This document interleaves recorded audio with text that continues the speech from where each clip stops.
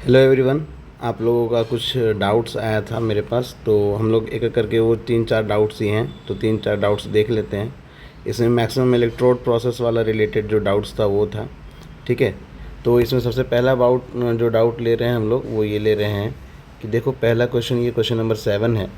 ये क्या कह रहा है कि the number of moles of Cr2O72 minus needed to oxidize 0.136 equivalent of N2H5 plus by the reaction is।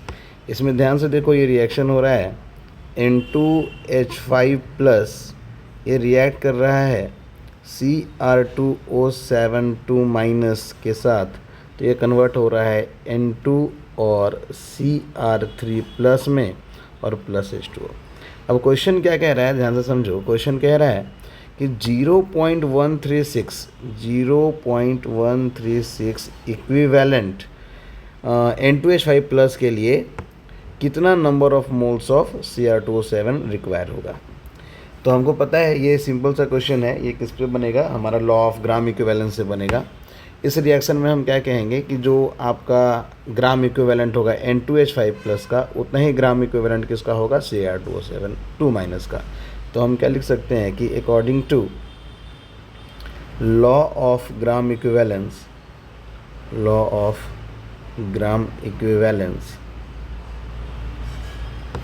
हम ये लिख सकते हैं कि number of gram equivalent of N2H5 plus is equals to number of gram equivalent of Cr2O7 2 minus.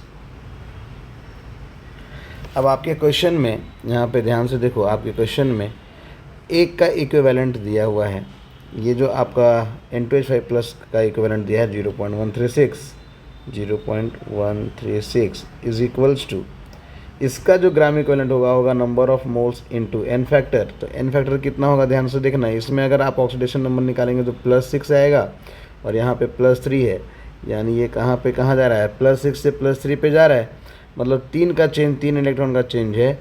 तो ये हो गया 3 इंटू यहाँ पे 2 है, तो 3 इंटू 2 यानी 6। तो n फैक्टर यहाँ पे हमारा आ जाता है 6 आ जाता है, तो ये हो गया आपका 6। तो n यानी नंबर ऑफ मोल्स जो आ गया Cr2O7 2 माइनस का, वो क्या आ गया 0.136 डिवाइडेड बाई 6। इसको जब हम सॉल्व करेंगे तो हमारा वैल्यू आएगा 0.02266 ऐसा आएगा। तो ये आपका हो जाएगा 0.0227। तो करेक्ट आंसर इसका जो होगा वो 4 हो जाएगा।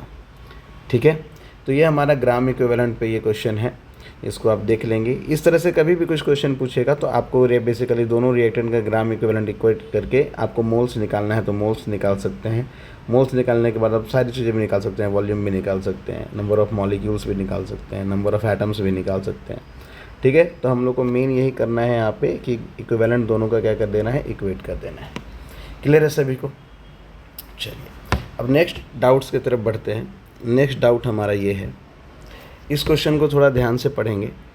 क्या कह रहा है इसमें, बोल रहा है कि if 10 gram V2O5 is dissolve in acid, यानी हमारे पास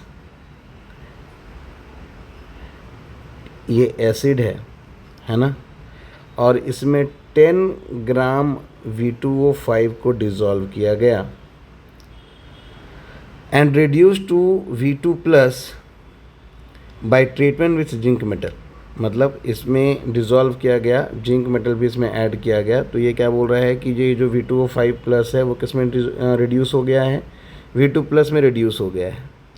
तो बोल रहा है कि how many moles of I2, हमको I2 का मोल्स निकालना है, could be reduced, how many moles यानी कितना मोल्स ऑफ I2 रिड्यूस हो सकता है, किससे, V2 प्लस वाले सोल्यूशन से, as it is oxidize to V4 plus. यानी इसमें सिंपल से देखो, इसमें आपको बताया है कि रिएक्शन क्या हो रहा है। इस क्वेश्चन में आप देखो, इस क्वेश्चन में बोल रहा है कि जो आपका V2O5 है वो कन्वर्ट हो रहा है एसिडिक मीडियम में, रिड्यूस हो रहा है। बेसिकली किस में रिड्यूस हो रहा है, V2 प्लस में रिड्यूस हो रहा है।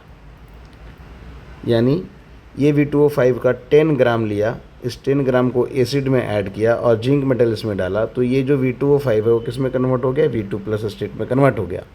अब ये जो V2+ का सोल्यूशन बना है, इस V2+ वाले सोल्यूशन को हम इसमें आयोडीन ऐड करेंगे। तो जब आयोडीन इसमें ऐड करेंगे तो वो कितना आयोडीन जो है वो रिड्यूस हो सकता है, कितना आयोडीन जो है वो रिड्यूस हो सकता है, ये आपका क्वेश्चन है।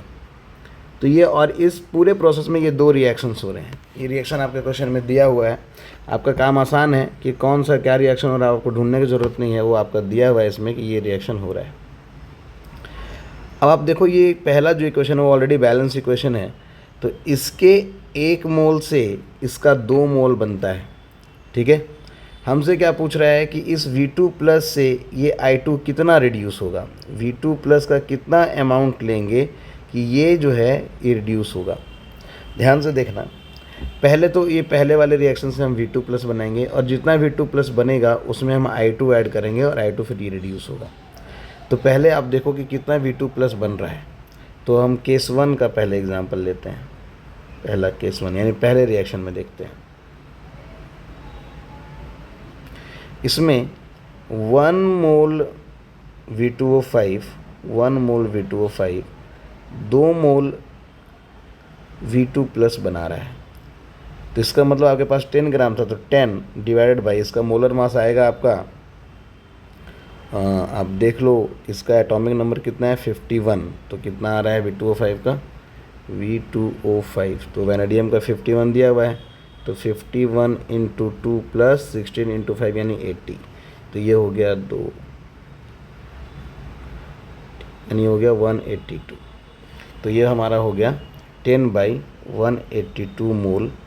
अगर हम V2O5 कर लेंगे तो ये बनेगा 2 × 10/182 मोल, ये बनेगा। अब हमसे पूछ रहा है कि कितना मोल I2 रिड्यूस हो सकता है। तो देखो जितना ग्राम इक्विवेलेंट हम इसका यूज़ करेंगे उतना ही ग्राम इक्विवेलेंट हमारा इसका भी यूज़ होगा। तो हम क्या लिख सकते हैं कि number of gram equivalent of V2+ is equals to number of gram equivalent of I2। तो यहाँ से हम इसका ग्राम इक्विवेलेंट कैसे निकालेंगे, तो number of moles into n factor, और इसका भी कैसे निकालेंगे, तो number of moles into n factor. अब दोनों का n फैक्टर चेक करते हैं। तो देखो यहाँ पे V2+ है और यहाँ पे VO2+ है, मतलब इसमें कितना ऑक्सीडेशन स्टेट आ जाएगा, तो x - 2 × -2 इज इक्वल्स टू 2 है ना। तो यहाँ पे देखो ये आपका हो जाएगा -2 -4 उधर जाएगा तो हो जाएगा +4 यानी 6 हो जाएगा, यानी यहाँ पे है +6, यानी कितना का चेंज आ रहा है, 4 का चेंज आ रहा है ना। VO2+, एक मिनट रुक जाओ, VO2+, अच्छा VO2 है ना, तो यहाँ हम लोग तो ध्यान से, सॉरी VO2+ है, तो यहाँ पे हमारा क्या हो जाएगा, एक ही ऑक्सीजन है सॉरी, तो यहाँ पे हमारा हो गया x - 2 = 2, तो x = +4, यानी यहाँ पे +4 का चेंज आ गया है। तो 2 से 4 गया यानी 2 का चेंज आ रहा है, और I2 यहाँ 0 से -1 पे जा रहा है यानी 1, लेकिन 2 आयोडीन इसलिए 2, यानी यहाँ पे क्या हो गया 2, यानी इसका भी n फैक्टर 2 आया, इसका भी n फैक्टर 2 आया। और इसका नंबर ऑफ मोल्स V2+ का हमको यहाँ से मिल चुका है, तो 2 × 10/182 इंटू n फैक्टर कितना आया था, इसका 2 आया था, और नंबर ऑफ मोल्स इसका और इसका भी n फैक्टर 2 आया, तो 2 यहाँ से कैंसिल हो गया, तो n = आ गया मेरा 20/182। अब आप इसको डिवाइड कर लीजिए, जो आएगा वही हमारा आंसर हो जाएगा। ठीक है, तो ये हमारा दूसरा क्वेश्चन था जो ग्राम इक्विवेलेंट पे बेस्ड था। ठीक है, अब हम आते हैं तीसरे डाउट्स पे। ठीक है, जिनका डाउट था वो एक बार अपना देख लीजिएगा कि आपने डाउट पूछा था। ये है हमारा क्वेश्चन। देखो यहाँ पे कह रहा है कि using the standard electrode potential find out the pair between which the reaction is not feasible. मतलब बोल रहा है कि यहाँ पे हम किस पेयर के साथ रिएक्शन नहीं करा सकते। देखो इसका रिएक्शन इसके साथ कराना है I- के साथ, फिर इसका इसके साथ, इसका इसके साथ, किसी कौन से पेयर में रिएक्शन नहीं होगा, ज़रा ध्यान से सुनना। अब जैसे कि मान लो कि हम एक जनरल इक्वेशन आपको लेते हैं, a प्लस बी ये बना रहा है c प्लस डी, ये एक रेडॉक्स रिएक्शन है, मतलब एक रिड्यूस होगा और एक ऑक्सीडाइज होगा। अगर ये रिड्यूस होगा और ये ऑक्सीडाइज होगा तो सिंपल सी बात है, दोनों के रिडक्शन पोटेंशियल में बहुत ज़्यादा डिफरेंस होना चाहिए, मतलब एक ऑक्सीडाइज होगा तो दूसरा रिड्यूस होगा। ठीक है, तो कहने का मतलब है इस केस में जिस एलिमेंट